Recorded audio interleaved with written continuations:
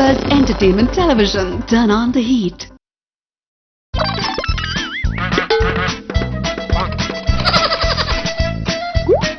நாங்க சொல்லவே இல்ல. Hi viewers. Hi viewers. அதானே பாத்தீங்க, நீ எனக்கே ஹாய் சொல்லிட்டு இருக்கீன்னு பாத்துட்டு இருந்தேன். ஓகே, நம்ம வந்து தீவிரமா பேச வேணாம். நம்ம டக்கு நிறைய மேட்டர்ஸ் இருக்கு நான் பேசுறதுக்கு. உனக்கும் நிறைய விஷயங்கள் இருக்குன்னு தெரியும். நான் பாத்துட்டேன் உன்னோட எல்லாத்தையும். சரி, ஓகே. நீ இப்ப வந்துட்டு ஃபர்ஸ்ட் விஷயம் என்னன்னு பாத்தீங்கன்னா, எல்லாருமே வந்து ஃபீல்டுக்கு வரும்போது நான் வந்து கிளாமரா நடிக்க மாட்டேன் அப்படின்னு சொல்லிட்டு சொல்றாங்கல்ல. அப்படி ஒரு பார்ட்டி பத்தி தான் நான் பேச போறேன். ஓகே, பார்ட்டியா? யா, எக்ஸாக்ட்லி. பிரீதா இருக்காங்க தெரியுமா, சகுனி படத்துல வந்துட்டு கார்த்திக் வந்து பேரா பண்ணியிருந்தாங்கல்ல. சோ ஆல்ரெடி வந்து எப்பவுமே கார்த்திக் மூவினா வந்து காஜல் அகர்வால், அதுக்கப்புறம் வந்துட்டு இல்லைன்னா தமன்னா இப்படிதான் வந்து பண்ணிட்டு இருப்பாங்க.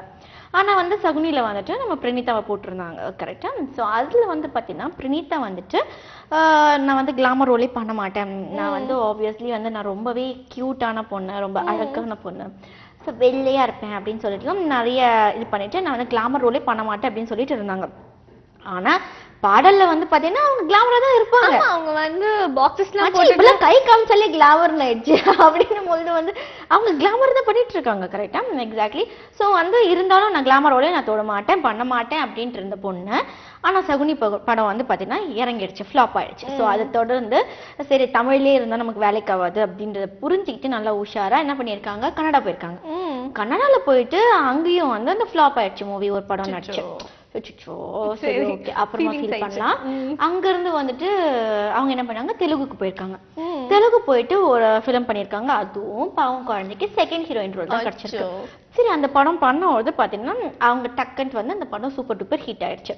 ஸோ அடுத்து வந்து அவங்களுக்கு அந்த படம் தெலுங்குலயே ஒரு படம் ஆஃபர் வரும்பொழுது இவங்க என்ன சொல்லியிருக்காங்க, ஓகே நான் கிளாமர் ரோல் பண்றேன் அப்படின்ட்டாங்களாம். ஆஸ் யூஷுவல் இவங்க கிளாமர் ரோல்னா என்ன, ஓகே கை காமிக்கிறது, ஓகே சாரி கட்டினா வந்து வயத்தெரியும் சொல்லுவாங்க. ஸோ அது மாதிரிலாம் வந்து இருக்கும்ல.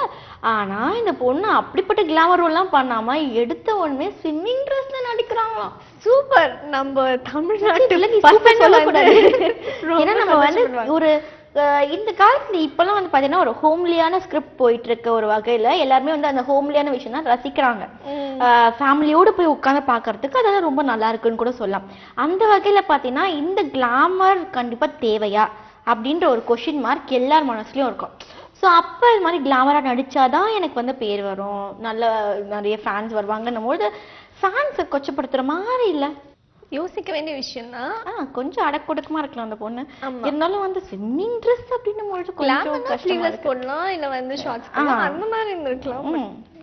கொஞ்சம் திருத்திக்கணும். நம்ம டைரக்டர் கிட்ட பேசலாம், அதான் நல்ல விஷயம்.